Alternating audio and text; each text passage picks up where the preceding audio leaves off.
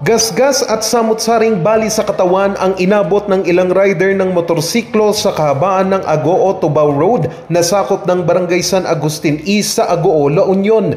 Ito'y matapos silang sumemplang nang madaanan nila ang isang oil spill sa kalsada.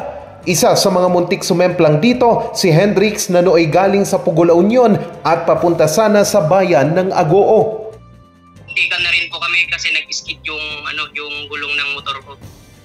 Then after noon, sunod-sunod na po. Bali, total po ng lahat ng nadali doon. Pagkakalam ko, kung hindi ako nagkakamali, nasa 7 po. Kahit kote po na mabilis, mag-skid po doon.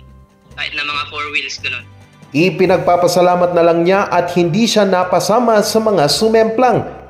Sa kuhang dashcam ng isang motorista, nakunan pa ang pagsemplang ng isang rider ng motorsiklo dahil umano sa dulas ng kalsada na sinabayan pa ng pag-ambon kahapon. Pero ang ilang rider nasugatan na agad namang tinulungan at itinakbo agad sa pagamutan ng mga kawani ng BJMP na napadaan sa lugar.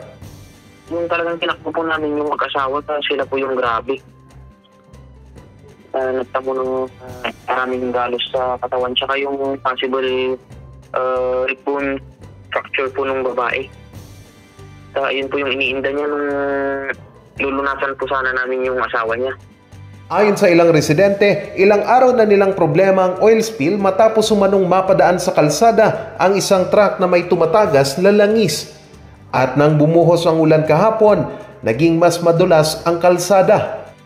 Talagang madulas po yung lan. As in, hinahinay po yung mga dumadaang motorsiklo pero bumabaliktad po talaga sila.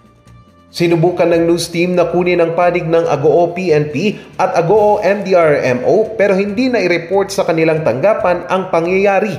Nagbayanihan naman ang mga residente sa lugar na linisan ng oil spill at upang hindi na maaksidente ang mga dumadaang motorista sa lugar. Charles Nicolimon para sa Luzon Headlines.